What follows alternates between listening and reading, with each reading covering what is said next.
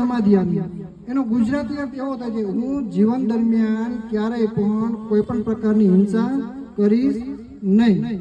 બરોબર છે. આ આપણે પાલન કરવાનું છે આ પ્રતિજ્ઞાનું. બરોબર છે કે આપણે જીવન દરમિયાન ક્યારેય કોઈ પણ પ્રકારની હિંસા કરવી જોઈએ નહીં.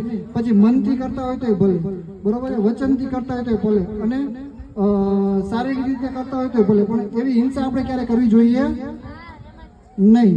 બીજું શીલ બોલે આપણે અધિન દાના વેરમણી સિક્કાપદમ સમાધિયામી. અધિન દાના વેરમણી સિક્કાપદમ સમાધિયામી એટલે શું કે આપણે ક્યારેય પણ કોઈ પણ પ્રકારની ચોરી કરવી જોઈએ નહીં. પછી વસ્તુની ચોરી હોય, વિચારોની ચોરી હોય, બરોબર છે, કોઈ પણ પ્રકારની આપણે ચોરી કરવી જોઈએ નહીં. એટલે બીજાની વસ્તુને આપણી ના બનાવી લેવી, બરોબર છે. એટલે ક્યારે આપણે કોઈ પણ પ્રકારની ચોરી કરવી જોઈએ નહીં. પછી વિચાર હોય, વસ્તુ હોય, બરોબર છે.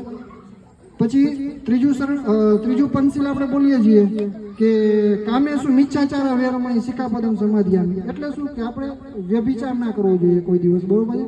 એટલે આપણને મનથી એમ થાય કે ભાઈ આ વસ્તુ ખોટી છે તો આપણે કરવી જોઈએ નહીં. મનથી આપણને એમ થાય કે આ વસ્તુ સાચી છે તો કરાય, મનથી એમ થાય કે આ વસ્તુ ખોટી છે એ કરાય નહીં, બરોબર. અને મન હંમેશા સાચો રસ્તો જ બતાવે. જો આપણે પ્રોપર મનથી વિચારીએ ને તો જે સારું હોય ને એ જ મન કરવાનું કહે છે આપણને.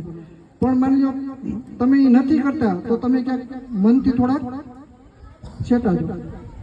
એટલે આપણે ક્યારેય પણ મનથી ખોટું એવું ક્યારેય કરવું જોઈએ નહીં. ચોથું શીલ છે મુસાવાદા વેરમણી સિક્કાપદમ સમાધિયામી. એટલે આપણે ક્યારેય ખોટું બોલવું જોઈએ નહીં, બરોબર છે. ખોટું બોલવું જોઈએ નહીં એટલે કે તર્ક વગરનું ના બોલવું જોઈએ, જેનો કંઈ અર્થ ના થતો હોય એવી વસ્તુ ગપ્પા ખોટા ના મારવા જોઈએ, ચોખ્ખા શબ્દોમાં કહે. એટલે તર્ક વગરનું ના બોલવું જોઈએ, ખોટું ના બોલવું જોઈએ.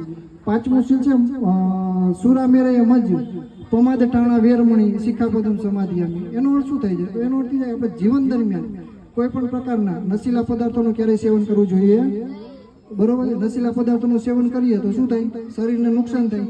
શરીરને નુકસાન થાય તો માનસિક સ્થિતિને નુકસાન થાય, બરોબર. માનસિક સ્થિતિને નુકસાન થાય તો આપણે જે રીતે વિકાસ કરી શકવો જોઈએ એ રીતે આપણે વિકાસ કરી શકીએ નહીં. એટલે આપણે ક્યારેય પણ કોઈ પણ પ્રકારના નશીલા પદાર્થોનું સેવન કરવું જોઈએ નહીં. આ પાંચેય વસ્તુનું શું કરવાનું છે? આ પાંચેય સીલનું આપણે શું કરવાનું છે?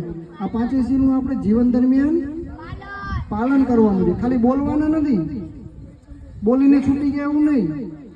શું કરવાનું? પાલન કરવાનું. આ પાંચ વસ્તુનું આપણે જીવન દરમિયાન જો પાલન કરી ગયા તો આપણું જીવન સુખી બને છે, સારું બને છે, સ્વસ્થ બને છે અને સફળ બને છે. તો આપણે જે વંદના બોલ્યા આપણે એના ત્રિશરણ અને પંચશીલ હતા, એનું જીવન દરમિયાન આપણે કોઈ બી વ્યક્તિ પાલન કરે, બરોબર, એનું આચરણ કરે, બરોબર છે, તો એ જીવનમાં સુખી થાય છે. આટલું કઈ અમારી વાણીને વિરામ આપું છું.